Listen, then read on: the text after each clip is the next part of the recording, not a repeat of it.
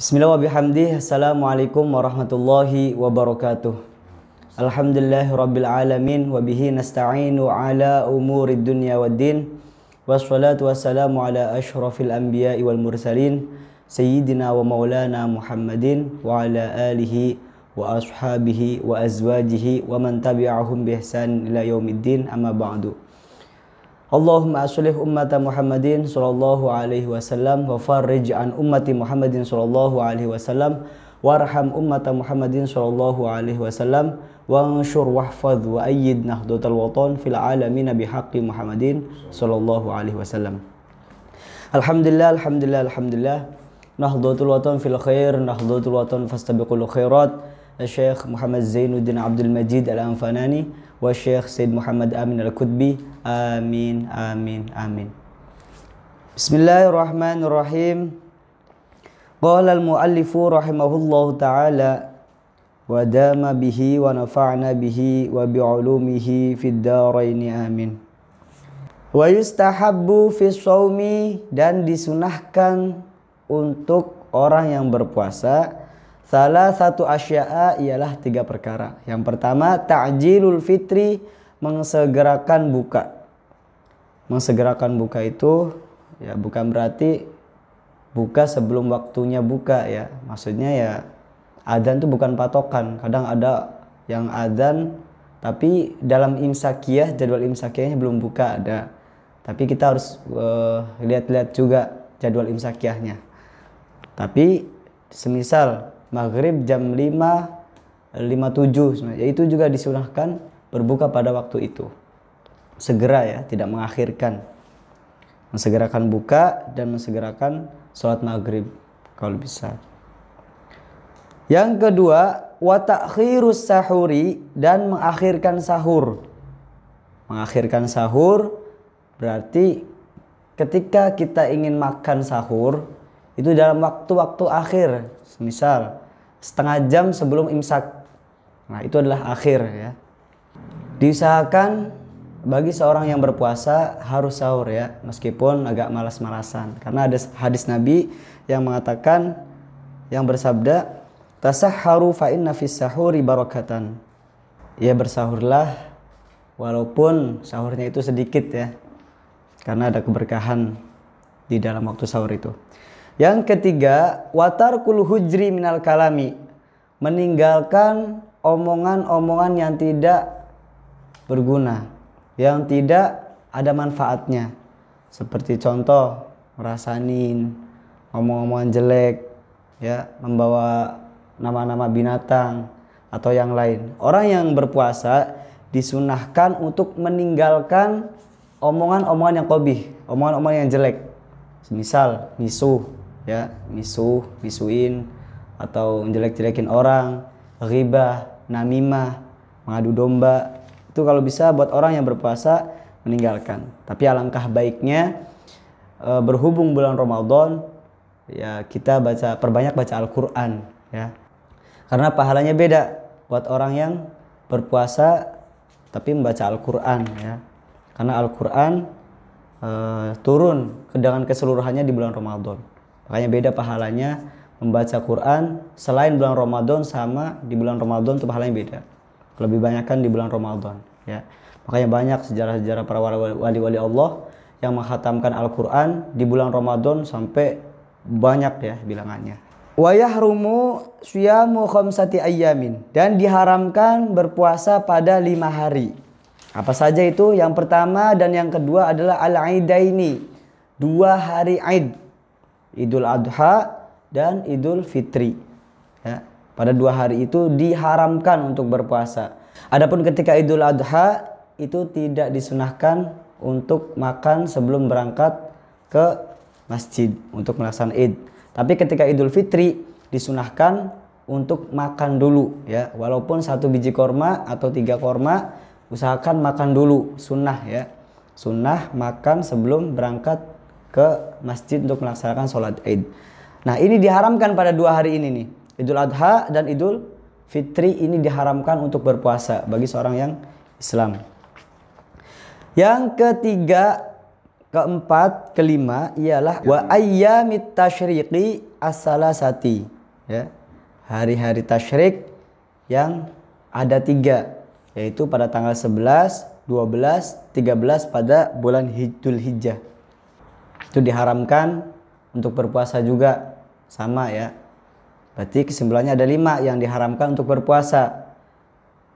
Yang pertama, Idul Fitri, Idul Adha, Ayyamit Tasyrik tanggal 11, 12, 13 pada bulan Dzul Hijjah, itu diharamkan untuk berpuasa. Wa yukrahu shaumu yaumish syakki, dan dimakruhkan untuk berpuasa pada hari-hari keraguan.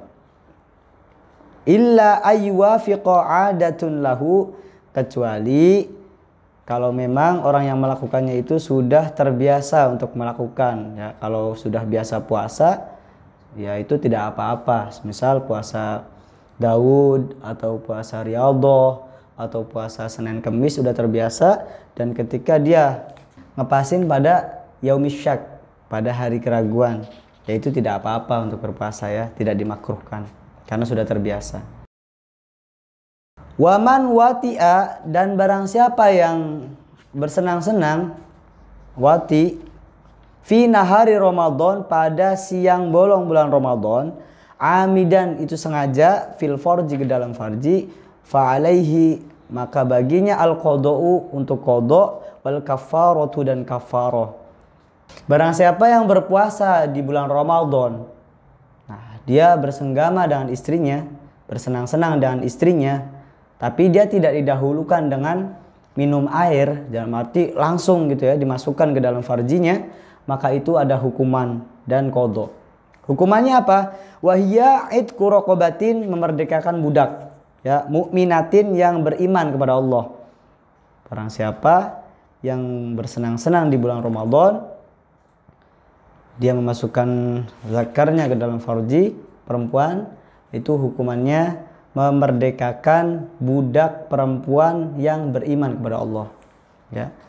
Ketika tidak ada, bagaimana? Fa illam yajid fasyamu syahraini mutatabi'aini, apabila tidak ada budak perempuan yang beriman kepada Allah, maka dia wajib puasa 2 bulan berturut-turut, ya. Kalau tidak mampu lagi, bagaimana?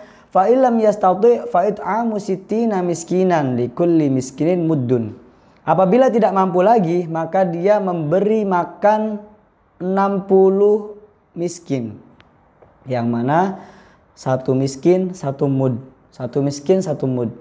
Kalau dalam hitungan Indonesia, berarti mud itu 0,6 sekian, ya. Ya gampangannya 0,7, ya. Itu 0,7 liter dalam hitungan Indonesia. Wa man mata wa alaihi siyamun min ramadhana at'ama anhu likulli yaumin muddun.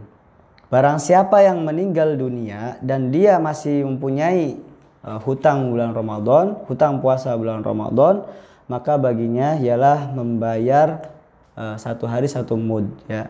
Untuk qada tidak, tapi dia membayar 1 hari 1 mud. Ya pastinya untuk ahli warisnya yang bayar, ya. Kalau beliaunya kan dianya sudah meninggal. Wa syaikhu in ajiza 'anis shaumi yuftiru wa yut'imu an kulli yaumin muddan. Dan orang yang tua yang sudah tidak mampu untuk berpuasa, yang dia yang pada bulan puasa dia berbuka, bagaimana? Dia yut'imu an kulli yaumin muddan. Buat dia dendanya atau bayar 1 hari 1 mud, sama, ya, seperti tadi orang yang meninggal. Ini udah tua renta, ya, usianya udah di atas 70 tahun atau 80 tahun, yang sudah pikun-pikunan. Yang ditanya buka apa belum, dia udah ngomongnya belum, tapi udah habis 1 piring, lupa. Ya udah tua banget, ya, udah tua renta. Itu bagaimana? Ya itu 1 hari 1 mud bayar. Wal hamilu wal murdi'u, adapun orang yang hamil dan orang yang menyusui, in khafata ala anfusihima, apabila dia takut akan dirinya terjadi semisal sakit atau apa, ya, takut, Bagaimana? Aftarata wa alaihi ma'al qada. Dia berbuka tidak apa-apa, tapi ketika nanti selesai bulan Ramadan, dia wajib mengqadai yang bolong-bolong tadi, ya. Ya udah jelas ya, ketika ada orang hamil atau orang yang menyusui dan ketika dia takut untuk berpuasa, misal takut sakit atau daya melemah, bagaimana ya? Tidak apa-apa untuk berbuka puasa, ya, tapi ya tadi harus diqadai. Fa in khafata ala auladihima aftarata wa alaihima al-qada'u wal kafaratu.